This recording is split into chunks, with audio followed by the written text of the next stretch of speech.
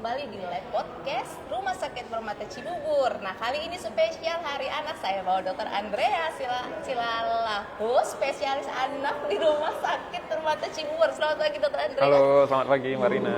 Kabar selamat baik pagi dong. sahabat Permata, kabar baik. Alhamdulillah, segar selalu Dr. Andreas ini ya, dimana anak-anak gak pada takut kalau ke dokter anak. Kalau penampakannya seperti ini ya sahabat Permata ya. Ya Dr. Andreas spesial Hari Anak Nasional yang kebetulan diperingati setiap tanggal 23 yang kali ini bertemakan apa dok?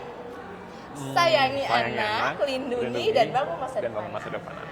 Nah, untuk sebagai seorang ibu dok dan sebagai seorang ayah juga, apa sih dok yang harus kita siapkan agar anak kita itu bisa cerdas mulai dari lahir dok? Monggo dok, silakan. Oke, terima kasih Mbak Rina. Pertanyaan pertamanya sudah sulit banget ya kayaknya. Sulit banget ya, bener ya. Ini yang harus kita ketahui ya ayah bunda ya, silakan dok. Oke, peran orang tua. Jadi saya langsung ke konsep utamanya ya Mbak Rina ya. Jadi dan juga sahabat Permata ya. Jadi yang paling penting itu sebenarnya kita kenal dengan istilah 1000 HP ya. 1000 hari pertama kelahiran lah. Oh iya betul. Itu mulai dari masa konsepsi, artinya anak itu pertama kali dalam masa pembuahan, sampai nanti kurang lebih anak itu di usia 2 tahun. 2 tahun. Nah, itu adalah periode-periode emas seorang anak yang menentukan masa depannya nantinya ya, khususnya dalam tata laksana nutrisi jangka panjang, tata laksana stimulasi jangka panjang, sampai harapan kita anak ini akan tumbuh menjadi anak yang cerdas begitu ya, dan bisa mandiri, independen ke depannya. Mungkin seperti itu Mbak Rina. Benar-benar lah kali ini ya dokter ya. Dokter Andreas sahabat Permata akan membawakan tema gizi kurang dan stunting, apa bedanya dan bagaimana mencegahnya gitu ya dok ya. Nah, untuk sahabat Permata yang mempunyai pertanyaan seputar tema kita hari ini, boleh langsung chat di kolom komentar, nanti kita langsung bertanya dengan dokter Andreas. Nah dok, mengenai tema kita, apa bedanya anak stunting dengan anak kurang gizi? Apa kurus gitu ya dok ya? Kurus. Gimana cara membedakannya gitu ya dok? Mungkin ayah bunda masih ada yang bingung begitu ya dok. Oke, sip. Jadi dalam istilahnya sendiri, mungkin sebelum sampai menjawab pertanyaan itu ya Mbak Rina ya, betul. kita harus mengenal dulu sebenarnya grafik ya, grafik pertumbuhan. Oh iya. Ya. Kalau sekarang sahabat Permata yang lagi ada di depan KMS-nya ya, dari depan kartu menuju sehatnya tuh, kita bisa lihat ada 3 grafik utama di sana tuh. Ada grafik berat badan berdasarkan usia, kemudian grafik tinggi badan berdasarkan usia, dan kemudian ada grafik berat badan berdasarkan tinggi badan ataupun panjang badan. Oh itu ada di kartu anak sehat itu kartu ya dok? anak sehat ada. Biasanya di buku sebenarnya ada, ya, dok, ya? ada. Kalau di kartu anak sehat itu mungkin dia hanya berat badan berdasarkan usia. Tapi biasanya akan diselipkan juga tuh di dalam tuh kurva WHO ya namanya ya. Di dalam itu ada tambahannya tinggi badan dan juga berat badan berdasarkan tinggi badan. Oke, itu Gitu. pencatatannya gimana dok? Pencatatannya rutin. Nanti setiap berkunjung ke dokter spesialis anaknya nanti akan dicatat di sana. Ataupun memang kalau bukan ke DSA, biasanya kalau memang ke puskesmas atau posyandu begitu setiap bulan ya, nanti akan dicatatkan di sana. Jadi balik ke pertanyaan Mbak Rina di awal tadi, perbedaannya gizi kurang dan stunting. Nah, gizi kurang ini sendiri, karena kita bahasa Indonesia ya, kita agak terbatas ya. Gizi kurang itu dia ada 2 tuh kurvanya tuh ya. Jadi kita bisa jelaskan dia sebagai berat badan yang kurang atau gizinya yang kurang. Oke, kalau dia berat badan yang kurang, itu kita pakai kurva yang pertama tuh, berat badan berdasarkan usia. Nah, itu dia di bawah normal. Dalam hal ini di bawah -2 standar deviasi lah. Kalau nanti ibu-ibu lihat di sana ya. Atau kalau di KMS itu dia ada di warna orange ya, warna kuning. Kalau dia yang berat badan berdasarkan panjang badan itu hanya ada di kurva WHO, sama juga itu kita sebutkan sebagai yang gizi kurang. Nah, kalau yang itu juga sama di bawah -2 standar deviasi gitu. Itu dua-duanya itu kita sebutkan sebagai gizi kurang tuh. 1 berat badan kurang, 1 gizi kurang. Dan penyebabnya biasanya adalah penyebab masalah yang akut ya, baru saja terjadi. Baru saja misalnya anaknya jadinya antara 2 ya, antara intake-nya yang kurang, asupannya yang kurang, makannya ya sahabat Permata ya, makan atau yang pengeluarannya yang terlalu berlebihan. Oh. Kenapa intake-nya kurang? Lagi sakit, lagi demam gitu ya, itu bisa tuh. Atau pengeluarannya yang kurang, pengeluarannya yang terlalu banyak, sama aja. Misalnya anaknya diare ya, lagi diare gitu ya, jadi akhirnya terjadilah sesuatu yang sifatnya sementara, yang kita sering sebut itu sebagai gizi kurang ataupun berat badan kurang. Nah, tapi kalau kita ngomong yang satu lagi nih, stunting nih, nah itu masalah yang udah kronik, istilahnya udah panjang gitu. Panjang, dan yang berkelanjutan. Dan nanti yang terdampak itu bukan hanya berat badannya saja. Kalau yang tadi yang 2 ini kan berat badannya saja nih. Nah, tapi kalau kita ngomong stunting, itu yang udah berdampak adalah tinggi badannya. Jadi kita sebutnya sebagai malnutrisi kronik ya. Ya, berat badannya dulu nih, awal-awalnya berat badannya dulu nih yang turun nih, lama-lama tinggi badannya juga ikut kena. Gitu. Jadi kalau udah ada masalah tinggi badan yang jauh lebih rendah daripada normal atau dibandingkan anak-anak seusianya, kita sudah boleh mencurigai itu sebagai stunting. Tapi nanti pasti ada pertanyaan, cuman saya nggak jawab dulu ya. Tapi bukan berarti semua anak dengan tinggi badan yang pendek, bukan berarti stunting. Tapi kalau stunting, sudah pasti tinggi badannya pendek. Gitu. Ada nggak sih faktor resiko gitu loh dok, untuk anak stunting selain tadi lagi sakit? Faktor risiko, oke. Faktor risiko berarti ya karena ini ngomongin jangka panjang, berarti faktor risikonya lagi-lagi satu, asupannya yang jangka panjang kurang, atau memang pengeluarannya yang jangka panjang berkurang gitu ya. Kalau asupannya jangka panjang yang berkurang memang biasa berhubungan dengan, minta maaf kalau saya menyebutkan kata ini ya, biasanya dengan kemiskinan, karena sulit mendapatkan makanan secara jangka panjang, begitu ya, mulai dari dia dalam kandungan sampai anak ini lahir gitu ya. Tapi kalau kita ngomong karena pengeluaran jangka panjang, biasa sakit-sakit kronik tuh, TBC, sakit jantung, ya, sakit jantung bawaan sih biasanya, atau sindrom-sindrom penyakit tertentu yang lain, kelainan endokrin, banyak sekali penyebabnya Mbak Rina. Oke. Jadi kita memang harus melakukan screening ke spesialis anak itu ya dok ya, apabila memang di rumah anak-anak kita itu kurang nafsu makan, gitu ya dok ya. Terus juga diare yang berlebihan jangan dianggap sepele begitu ya dok ya. Karena kalau berjangka panjang tadi yang kita khawatirkan akan stunting gitu ya dokter ya. Nah ini sudah ada yang masuk dokter dari ada yang masuk dokter dari Bunda Ibu Rainaka. Dokter, jika anak saya sudah terlanjur stunting, apakah masih bisa disembuhkan atau dikejar berat badan atau tinggi badannya dok? Oke, good question ya. Oke, pertama kalau sudah terlanjur stunting, sebenarnya ini perlu dikonfirmasi dulu nih, beneran stunting atau tidaknya ya. Lagi-lagi yang saya sebutkan tadi, perawakan pendek atau tinggi badan yang pendek belum tentu stunting. Ya, tapi kalau kita anggaplah sebagai beneran stunting dan sudah pernah terdiagnosis ya Bunda.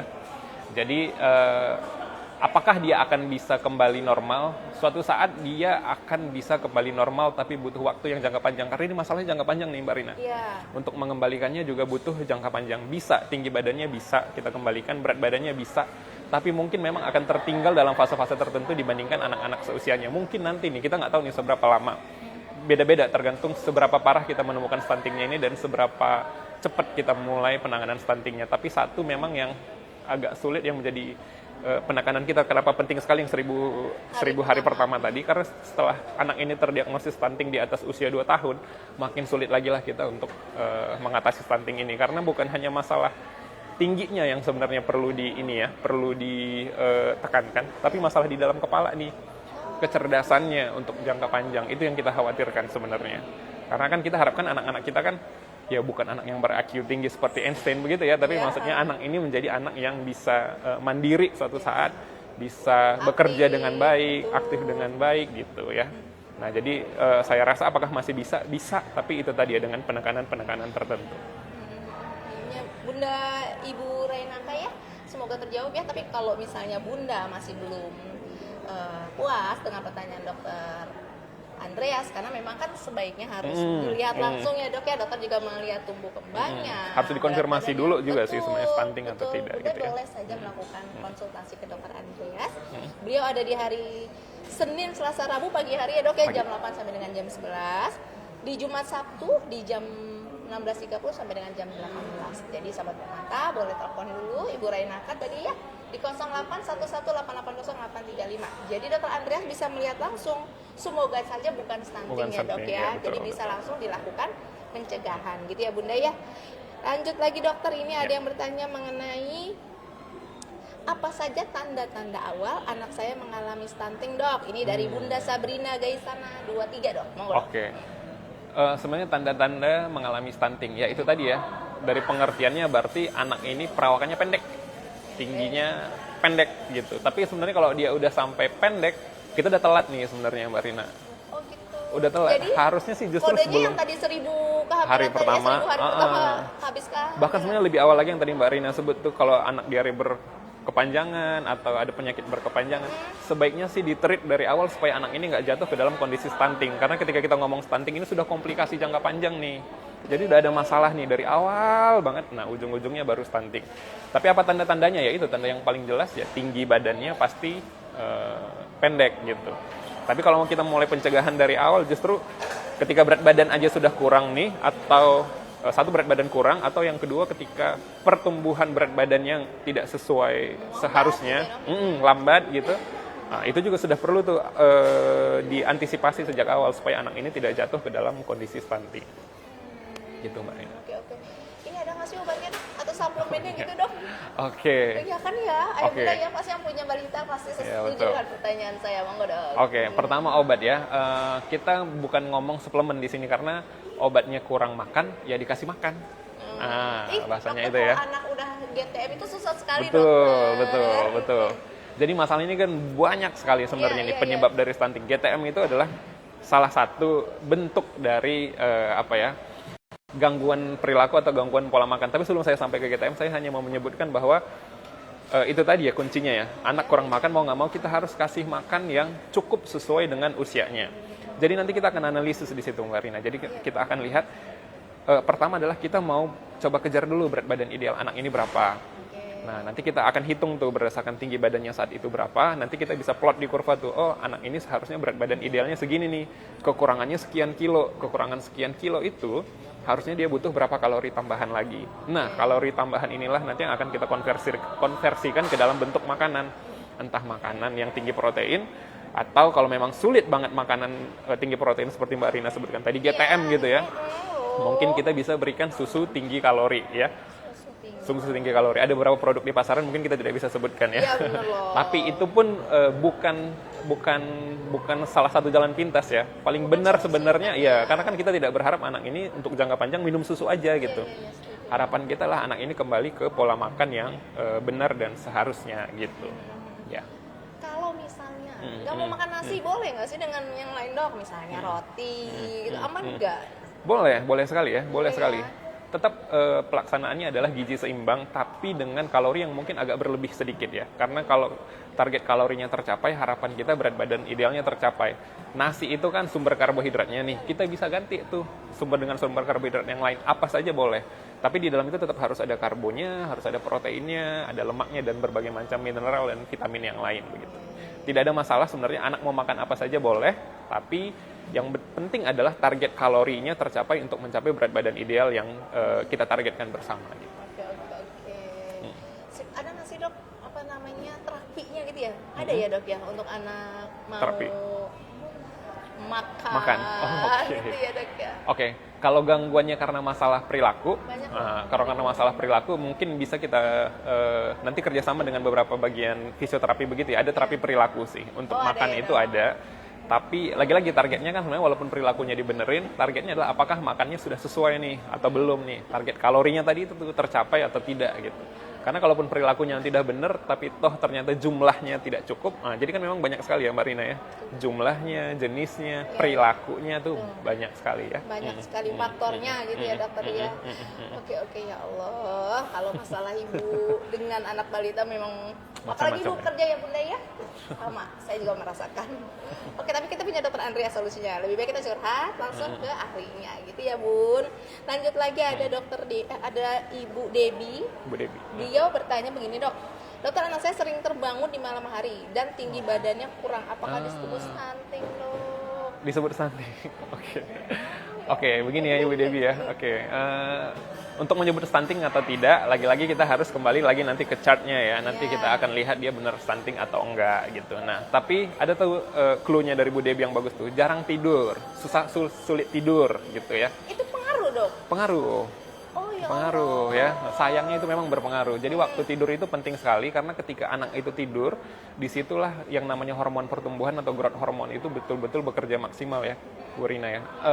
Anak itu tidur sebaiknya dalam satu hari, tergantung usianya, tetap tergantung usianya. Cuman kalau kita ngomong dalam rangka balita nih ya, 5 tahun ke bawah tuh harusnya dia tuh lebih dari 11 sampai 12 jam sehari ya. Lebih lagi dari itu biasanya di 13-14 jam. Cuma rata-rata harusnya sih 12 jam, tapi hitungannya hitungan dalam 24 jam nih. Iya. Jadi gabungan dari napping, tidur siang sama tidur malam ya. Jadi harusnya cukup tuh waktu tidurnya, dan memang harus sepanjang itu, karena kalau waktu tidurnya terganggu, kemungkinan besar hormon pertumbuhannya terganggu, kemungkinan besar tinggi badannya terganggu.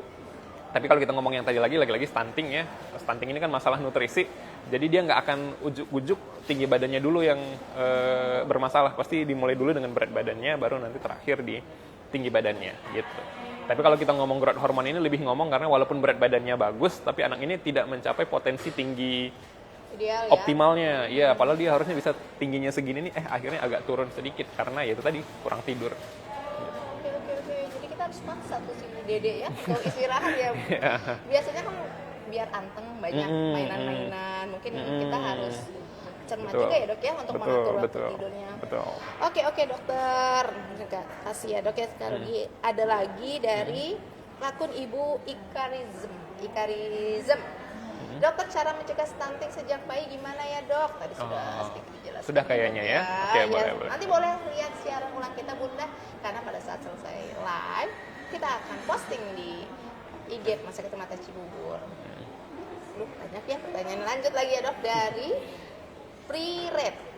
Dok, apakah stunting ini salah satunya karena ASI saya kurang? Atau empasi yang saya buat kurang bergizi dok? Oke. Iya benar juga ya dok, mungkin Oke. ada dok. Ya. Ya, saya mengerti nih kekhawatirannya nih ya Mbak Rina ya. Saya mengerti nih kekhawatirannya nih. Sebenarnya apakah karena ASI kurang atau MPASI kurang dan ujung-ujungnya stunting? Lagi-lagi itu udah terlalu lama nih kalau kita diagnosisnya stunting sebenarnya. Kalau gizi kurang mungkin bisa ya. Kalau karena ASI-nya kurang, akhirnya dia gizi kurang atau berat badannya kurang tuh masih bisa. Atau karena MPASI-nya tidak sesuai standar gitu ya. Itu juga masih bisa sebenarnya. Cuman kalau mau ya sekarang ya bunda-bunda ya. Sekarang kan kita sudah punya banyak teknologi nih. Ada teknologi AI nih, kita bisa pakai tuh, kita bisa manfaatkan tuh, ya. Kita punya, saya sebut aja lah ya, kita punya Gemini, kita punya ChatGPT gitu ya, dan lain sebagainya. Nah, mungkin mudah-mudahan sudah pakai cloud Perplexity gitu, mungkin sudah bagus sekali ya. Sebenarnya tinggal foto aja tuh, Mbak Rina, tinggal di foto aja. Jadi makanannya tuh di foto, tanya aja tuh berapa jumlah kalori makanan ini gitu. Jadi bisa di tracking tuh dalam satu hari.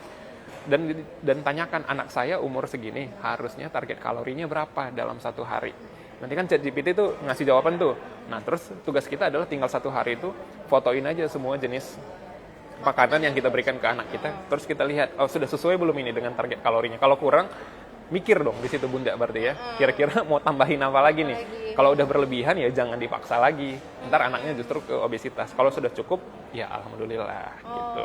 Oke. Iya sih, banyak cara memudahkan ya dok. Iya, sekarang ada AI itu sangat memudahkan sekali untuk kita bisa tracking kalori ya untuk anak ini. Termasuk ASI ya. Termasuk ASI kan kita bisa tahu tuh harusnya dalam satu hari anak ini kurang lebih dapat berapa cc nih dari ASI-nya. Walaupun kadang-kadang kalau bunda yang direct ya atau yang menyusul langsung, kan mungkin kita nggak tahu seberapa banyak, tapi kan kita tahu nih anak ini kalau pas lagi pumping, kira-kira pas lagi dikasih dot itu kurang lebih dia sekali minum itu berapa cc sih gitu kan. Kita tinggal kalkulasikan aja dalam sehari itu dia berapa kali pumping, berapa kali direct. Jadi kita bisa hitung tuh dalam satu hari itu berapa cc kurang lebih jumlah volume ASI yang masuk, dan kita bisa kalkulasikan kurang lebih berapa kalori akhirnya yang anak ini masuk gitu.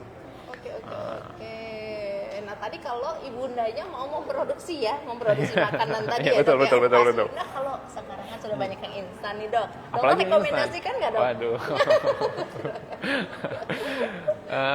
Saya sih tetap pada prinsipnya adalah sekarang sih memang semua yang instan pun sudah mematuhi standar protokol yang berlaku. Tapi selalu alangkah lebih baiknya memang bunda itu bisa membuat makanan sendiri ya, jika memang memungkinkan ya. Bukan berarti lebih baik atau lebih tidak baik, tapi banyak dampak positifnya. Yang satu adalah variasi makanan terjadi di sana gitu ya. Jadi kalau dia dengan makanan komersial tertentu kan pasti makanannya itu aja, kandungan proteinnya itu aja, mineralnya itu aja gitu. Tapi kalau dia divariasikan dengan makanan homemade pasti akan jauh lebih bervariasi gitu. Jadi anak ini mendapat kandungan gizi yang lebih beragam. Terus yang kedua juga dari segi bonding ya. Dari sisi psikologis juga pasti Dapat ibu ya tuh, itu. ibu dan anak tuh pasti, ibu tuh pasti punya apa ya, punya sisi emosional yang lebih kuat ketika dia menyajikan makanan sendiri terhadap anak-anaknya gitu. Tapi lagi-lagi maupun akhirnya kalau tidak bisa, kalau terpaksa banget dengan makanan komersial, tetap ya target kalori itu harus selalu terpenuhi ya, Bunda. Gitu. Iya, jadi biar anak juga nggak memilih makanan gitu ya dok. Betul, ya. betul, Kalau betul. siap saji tuh kadang-kadang nanti dikenalkan dengan menu baru kalau kita makan di luar gitu ya dok ya. Betul. Memilih gitu ya dok Betul, ya. betul. Oke. Nah sekarang dokter punya rekomendasi nggak? Misalnya buat ibu pekerja, kita buat makanan untuk sehari langsung gitu dok. Oke. Dihangatkan lagi, menurut dokter itu kandungan gizinya tuh berkurang nggak dok? Oh, oke, sip.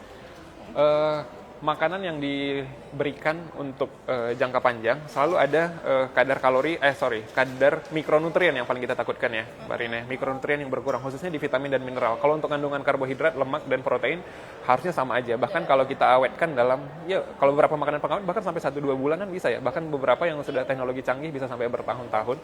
Tapi lagi-lagi ketika makin lama diawetkan biasanya kandungan garamnya jadi lebih tinggi. Dan kemudian yang kedua, kandungan mineral dan vitaminnya banyak sekali yang akhirnya berkurang. Tetap lebih baik sebenarnya adalah makanan yang disajikan fresh dibandingkan makanan yang akhirnya diawetkan. Tapi karena kita sedang ngomong stunting dan weight faltering dan juga gizi kurang begitu ya, itu tidak ada masalah sebenarnya kita memberikan makanan diawetkan atau tidak. Cuman kalau saya rekomendasikan lebih bagus pemberian fresh karena semua nutrisinya sedang lengkap-lengkapnya di saat itu gitu. Oh, oke, pemberian fresh ya dok ya. Pemberian fresh. Fresh. Oke, bisa ya Bunda ya, kita membuatnya ya selalu ya. Oke, lanjut lagi dok. Ini dari Bunda, tadi ada yang terlewat, sebentar. Dok, anak saya sering batuk, pilek, atau diare dok. Dari Bunda Sela dok. Betul. Dan apakah itu mempengaruhi berat badannya dok? Nah, betul. Yes. Gimana, dok? Bener ya Bunda Sela ya, soalnya kalau lagi ada sakit, yang tadi kita ngomong tuh masalah berat badan itu kalau bukan masalah asupannya yang kurang, pengeluarannya yang banyak. Nah, sakit yang berulang begini masuk ke kategori yang kedua nih, pengeluarannya yang berkurang. Jadi memang itu PR banget ya Bunda ya, ketika dia lagi sakit pasti berat badannya tuh akan ikut turun tuh. Cuman gimana caranya adalah nanti pada saat recovery, ketika anak ini sudah mulai perbaikan, nah di situ gimana caranya Bunda meningkatkan yang pertama nih, asupannya jadi lebih banyak dibandingkan awal supaya berat badannya bisa kembali ke awal atau kembali ke ideal. Nah, ada nggak sih vaksinasi dok? Juga dok, biar mencegah. Sering loh dok, Bunda Sela sering ada ini ya, batuk pilek ya. Ada nggak sih vaksinasi buat mencegah? Vaksinasi, oke. Mungkin, dok. Oke, kalau kita ngomong Sama vaksinasi, diare, sama diare. Oke, kalau untuk diare, vaksinasi yang spesifik untuk menuju diare, kita ada vaksinasi rotavirus ya. Rotavirus yang Mbak Rina itu biasanya diberikan pada anak usia 2 bulan, 4 bulan, dan ada beberapa tipe vaksin tertentu sampai usia 6 bulan ya. Tapi mau yang tipe vaksin yang manapun nggak ada masalah, tapi pastikan lengkap untuk pemberian rotavirusnya. Kemudian kalau untuk mencegah batuk, flu, khususnya pada anak-anak alergi nih ya, lebih gampang lagi akan kena. Minimal ada 2 vaksin yang saya rekomendasikan nih, Mbak Rina ya. Catat ya. Pertama vaksin influenza. Influenza itu untuk infeksi saluran nafas atas ya, saluran nafas di sebelah atas. Kemudian vaksin pneumonia untuk saluran nafas yang bagian bawah gitu. Durasi pemberiannya dok? Vaksin. Vaksin. Vaksin. Kalau influenza, kalau dia masih di bawah setahun, itu kita berikan 2 kali dalam setahun, itu dalam jarak 1 bulan. Tapi kalau sudah di atas 1 tahun, kita bisa berikan 1 kali aja dengan jarak pemberian setiap tahun. Oh oke, jadi kalau misalnya belum pernah diberikan nggak apa-apa ya? Nggak apa-apa, boleh mulai diberikan. Boleh mulai diberikan setiap tahun. Kalau pneumonia sama? Kalau pneumonia dia nanti di bawah 1 tahun itu 3 kali pemberian, biasanya di usia 2, 4, dan 6 bulan. Tapi ada beberapa yang hanya 2 kali pemberian di usia 2 dan 3 bulan, tapi nanti akan di booster lagi di usia 12 bulan atau di usia 1 tahun. Setelah itu sudah cukup tuh sebenarnya untuk melindungi sampai jangka panjang ya. Walaupun beberapa penelitian sekarang menyebutkan, tapi belum tegak ya untuk guideline-nya, itu bisa diulang setiap 6-7 tahun sekali, khususnya untuk anak-anak yang berisiko. Khususnya ya seperti itu, anak-anak dengan asma berulang gitu, itu masih bisa direkomendasikan. Screening dulu aja ya dok ya? Atau di screening dulu saja, betul. Iya ya Bunda ya, Rumah Sakit Mata Cibubur lengkap, dokter anaknya, konsultannya pun banyak, salah satunya dokter Andreas. Untuk area tunggunya seperti Bunda saksikan ini nyaman sekali Bunda, karena kita sudah renovasi. Ada permainannya juga, jadi nggak boring menunggu dok. Betul. Dan pada saat mendaftar sudah mendapatkan nomor antrian. Jadi ayah Bunda bisa memperkirakan kapan waktu kedatangannya gitu. Nah untuk dokter Andreas sendiri ini Beliau ada di hari Senin, Selasa, Rabu pagi, Jumat, Sabtu siang ya dok ya? Jumat, Sabtu sore. Betul ya dok? Jumat, Betul, Sabtu sore. Nah ayah bunda boleh daftar. Telepon saja ke 28671144 atau WhatsApp ke 0811880835. Jadi, ayah bunda sudah mendapatkan nomor Andrea. Jangan takut, jangan ragu apabila tercampur begitu ya dok. Anaknya nggak sakit hanya ingin vaksin seperti rekomendasi dokter Andreas bisa bunda, tidak perlu lama menunggu. Begitu ya dokter Andreas ya, selalu aktif ini ya dokter Andreas ini dalam memberikan pencerahan. Saya salah satu pasiennya ayah bunda, jadi jelas penjelasannya. Lanjut lagi dok, ini dari ibu siapa tadi ya? Standnya nasi. Oh iya, sebentar. Kelewat. Oh ini. Oh Bunda Ohni, susah sekali ya dok. Bunda Ohni, dok, anak saya makannya lumayan banyak dok. Oh, oke. Tapi kok BB-nya susah naik ya dok? Apakah ada cacingan atau penyakit tersembunyi? oke. Oh iya loh, bener loh dok. Oke. Kalau makan banyak katanya nggak jadi daging itu cacingan. Bener nggak sih dok? Mitos atau fakta? Oke, sip. Berarti kita bahas dua hal ya. Pertama, makan banyak tapi dia tidak Naik berat badan, atau yang kedua masalah cacingan ya. Saya mulai dari yang kedua dulu sedikit nih ya, dari masalah cacingan dulu. Cacingan itu harusnya untuk kita yang sudah tinggal di kota dan tidak terlalu terekspos dengan banyak permainan yang soil or ground apa ya, tanah merah begitulah ya. Harusnya sih resiko cacingan itu cukup bisa dikendalikan ya.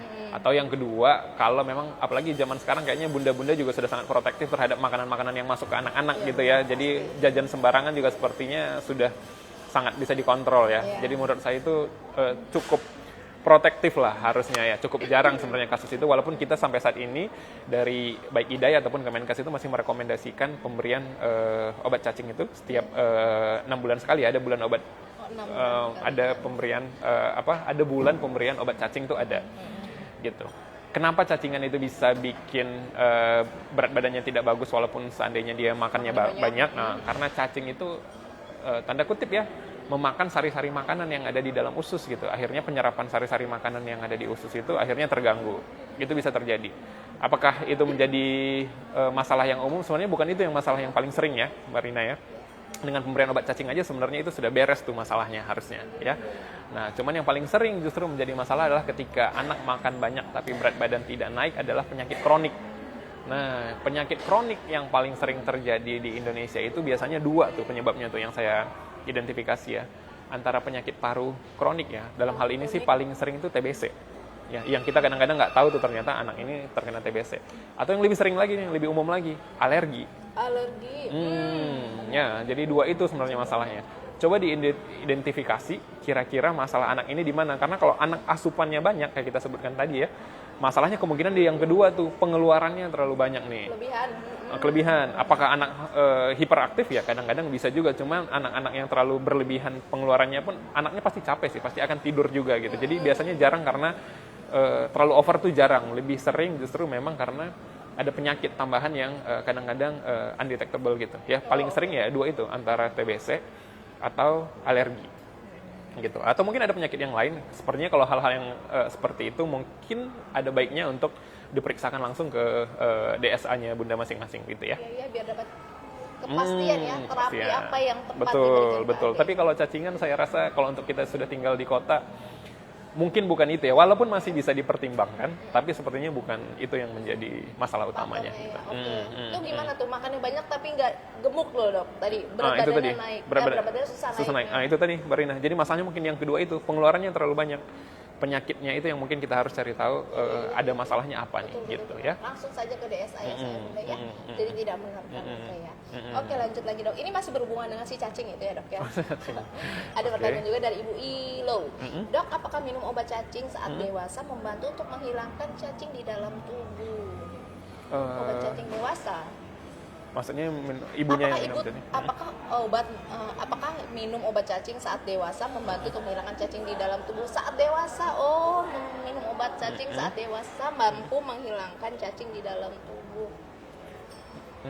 Ya minum obat cacing ada dua ya tujuannya ya. Minum obat cacing ada dua tujuannya. Satu Iya. untuk pencegahan, untuk supaya tidak terjadi sebenarnya bukan pencegahan, bahasanya gini. Pencegahan itu adalah ketika sudah ada larva ataupun sel telur cacing di dalam tubuh yang kebetulan mungkin termakan, dia bisa digesti duluan, artinya bisa dieradikasi duluan gitu. Atau yang kedua, memang tujuannya buat pengobatan. Kalau tujuannya untuk pengobatan, ya memang sudah benar nih ada cacingnya di dalam dan harus dimusnahkan lah bahasanya gitu ya.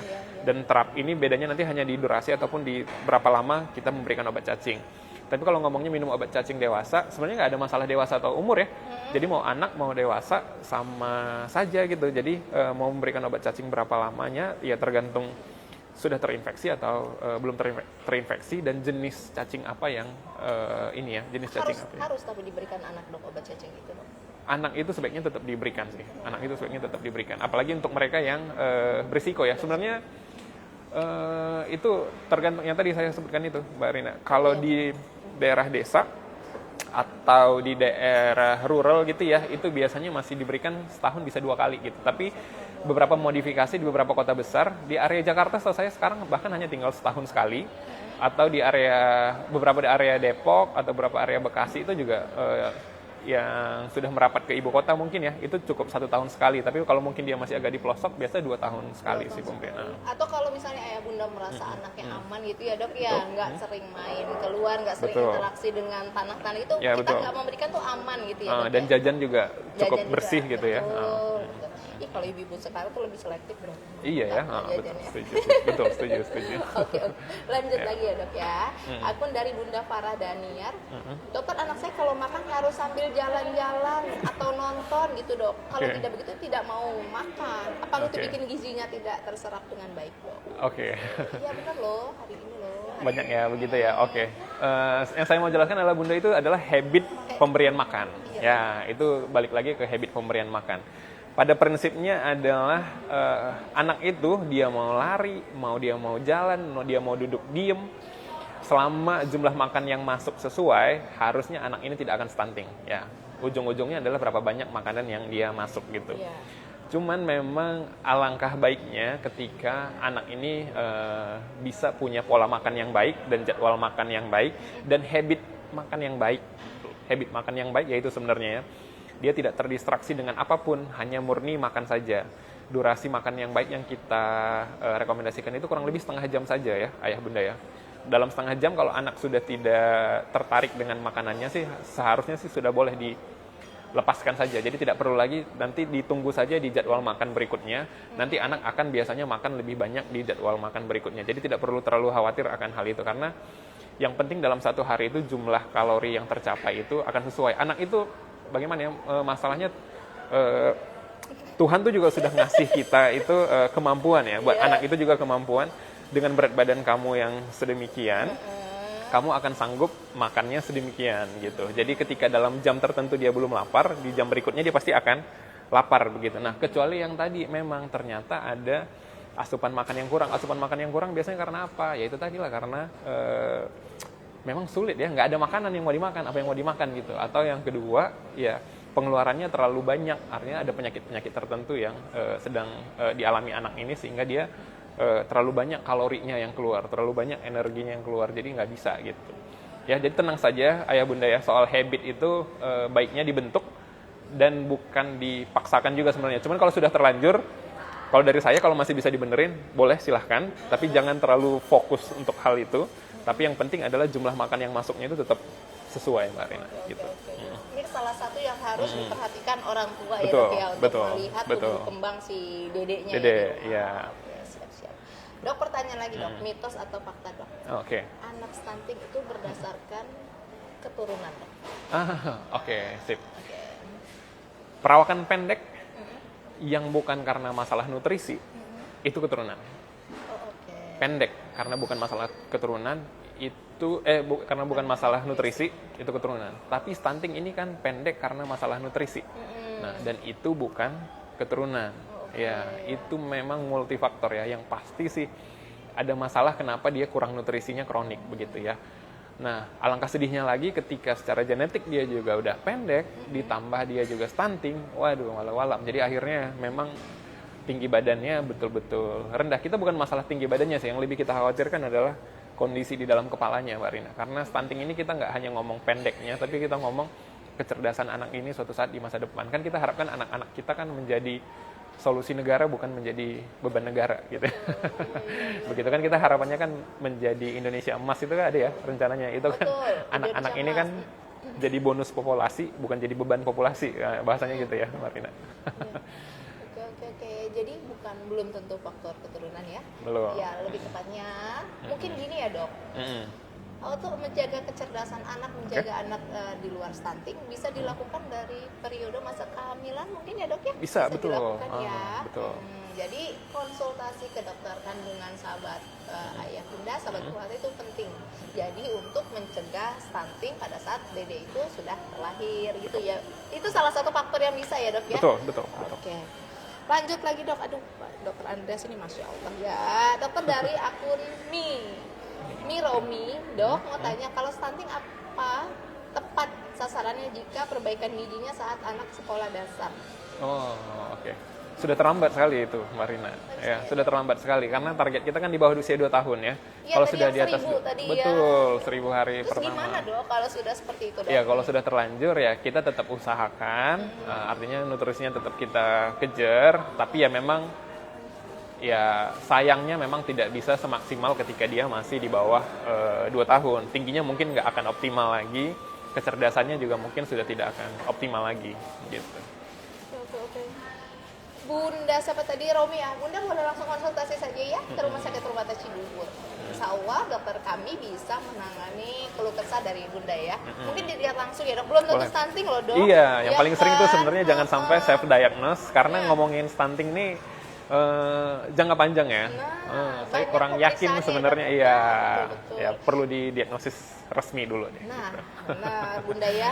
Lanjut lagi, satu lagi, Dok, dari Ibunda Fauzia, Dokter. Kapan kondisi gizi buruk ini dianggap darurat dan harus ke rumah sakit? Benar Oke, loh, Dok. betul. Sip. Ya, Nah, bagus ya pertanyaannya ya. Ya. Gizi buruk tuh memang benar, ada yang emergency, ada yang non emergency. Emergency. Ada yang perlu dirawat, ada yang tidak perlu dirawat. Yang perlu dirawat yang pasti adalah ketika anak ini sudah tidak sanggup makan lagi. Sudah tidak sanggup makan lagi, kita mau masih kasih makan apapun memang sudah tidak bisa lagi. Kenapa biasanya begitu? Karena biasanya anak ini sedang mengalami infeksi biasanya, antara infeksi ataupun penyakit, sesuatu yang menyebabkan kondisinya akut ya. Akut tuh artinya kondisi yang sedang berat-beratnya gitu ya. Karena kita juga nggak bisa dalam kondisi akut seperti ini kita memberikan terapi nutrisinya itu jor-joran gitu. Yang ada malah nanti menimbulkan efek atau komplikasi yang kita sebutkan itu refeeding syndrome ya. Artinya dia bisa jadi gangguan elektrolit, jadi panjang lah, ujung-ujungnya sih justru jadi lebih bermasalah anaknya gitu ya. Emergency intinya adalah ketika anak sudah gizi buruk dan sedang ada kondisi akutnya. Kondisi akutnya paling sering memang infeksi, bisa masalah yang lain lagi, bisa anafilaktik, alergi, atau mungkin lagi trauma, kecelakaan begitu ya. Segala macam hal yang sifatnya akut atau sedang berat-beratnya, nah itu sebaiknya dirawat di rumah sakit. Tapi kalau sebenarnya anak ini gizi buruk dan sudah pemulihan, artinya kondisi akutnya sudah teratasi, itu boleh sebenarnya rawat jalan saja. Boleh di rumah saja, karena yang tadi kan nggak mungkin kan anak ini dirawat jangka panjang, karena kan untuk perbaikan nutrisinya pun kan membutuhkan jangka panjang. Yang penting masalah akutnya, masalah emergensinya sudah diselesaikan terlebih dahulu ya.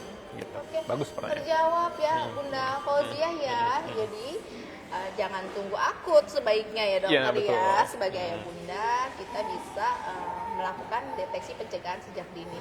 Apabila Bunda khawatir juga mau ke rumah sakit, kita juga bisa memfasilitasi dengan telemedicine ya, Dok. Oke. Jadi Bunda bisa telepon langsung, bisa berinteraksi langsung dengan dokter via virtual, gitu ya, Dok. Telemedicine dengan Dokter Andreas salah satunya juga mampu Rumah Sakit Permata Cibubur. Telepon saja ke 28671144.